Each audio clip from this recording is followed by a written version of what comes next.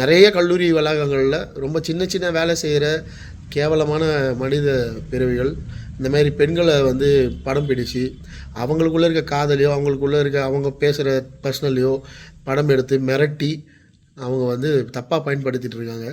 எந்தெந்த கல்லூரிகளில் வளாகத்துகளெல்லாம் பெண்கள் விடுதி இருக்கோ அங்கே சிசிடிவி கேமரா கம்பல்சரி ஒர்க் ஆகணும். இப்போ அண்ணா யூனிவர்சிட்டியில் கேமரா ஒர்க் ஆகணும்னு சொல்கிற மாதிரியெல்லாம் சொல்லக்கூடாது.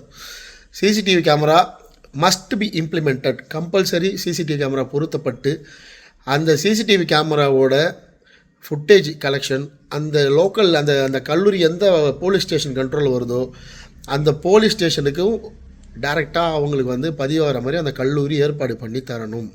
ஆட்டோமேட்டிக்காக ரெக்கார்ட் ஆகணும். அந்த விமன்ஸ் ஹாஸ்டலில் என்ன நடக்குது, விமன்ஸ் ஹாஸ்டலோட வெளியே கேம்பஸில் என்ன நடக்குதுன்றத சிசிடிவி ஃபுட்டேஜ் வந்து அனைத்து அந்த கல்லூரி சம்மந்தப்பட்ட காவல் நிலையங்களுக்கும் ஒரு கனெக்ஷன் கொடுத்து அவங்கக்கிட்டே அந்த ஃபுட்டேஜ் வந்து கம்பல்சரி இருக்கணும். அவங்க அதை கண்காணிக்கிறதுக்கான வழிவகைகளை செஞ்சு கொடுக்கணும். இதை தமிழக அரசு உடனடியாக செஞ்சால் தான் இது 1-2 இல்லைங்க, இது நீங்கள் நம்ப மாட்டீங்க. நீங்கள் நல்ல கேம்பஸ்ன்னு நம்புகிற நிறைய எல்லாமே சொல்ல வரல, எல்லா கல்லூரியும் சொல்ல வரல, இது ரொம்ப நல்ல கேம்பஸ்ன்னு நம்பக்கூடிய நிறைய கல்லூரி வளாகங்களில் ரொம்ப சின்ன சின்ன வேலை செய்கிற கேவலமான மனித பிறவிகள் இந்த மாதிரி பெண்களை வந்து படம் பிடிச்சு அவங்களுக்குள்ளே இருக்க காதலையோ அவங்களுக்குள்ளே இருக்க அவங்க பேசுகிற பர்சனலையோ படம் எடுத்து மிரட்டி அவங்க வந்து தப்பாக பயன்படுத்திகிட்டு இருக்காங்க. இது என்கிட்ட இந்த தரவுகள் வச்சு தான் நான் பகாசுரன் பண்ணேன். இது இன்றைக்கி நடந்திருக்கு. இது இன்னொரு பெண்ணுக்கு நடக்கக்கூடாது. இந்த நியூஸ்லாம் இப்போ கேட்க ரத்தம்லாம் கொதிக்குது.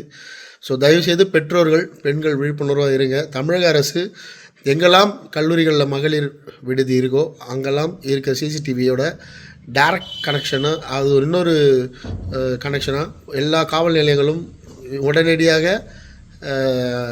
அதை வந்து ஒரு கவர்மெண்ட் ஆர்டராக போட்டு ஜிஓவாக போட்டு இது வந்து இந்த வாரத்துலேருந்தே நடைமுறைப்படுத்தப்படணும்னு ஒரு கோரிக்கையாக ஒரு இயக்குனராக ஒரு அண்ணனாக ஒரு பொண்ணுக்கு என்னோடய மகளுக்கு சின்ன பொண்ணு அவளுக்கு ஒரு அப்பாவாக நான் இதை வந்து ஒரு கோரிக்கையாக வச்சுக்கிறேன். இன்னொரு தடவை இது மாதிரி நடக்காமல் இருக்கணும்னா பெற்றவங்களும் பெண்களும் இதுக்குள்ளே இருக்க உண்மையை தயவு செஞ்சு ஆழமாக தேடி படித்து புரிஞ்சுக்கோங்க. இந்த கேஸ் இப்படியே முடிய போகிறதில்ல. இதுக்குள்ளே இன்னும் நிறைய உண்மைகள் இருக்குது. அந்த உண்மைகள் உண்மையிலே காவல்துறை வெளியே சொன்னாங்கன்னா இது ஒரு மிகப்பெரிய அவேர்னஸாக, இது ஒரு மிகப்பெரிய சமுதாயத்தில் ஒரு பெரிய அதிர்வலையும் ஏற்படுத்த போகுதுன்றது உண்மை.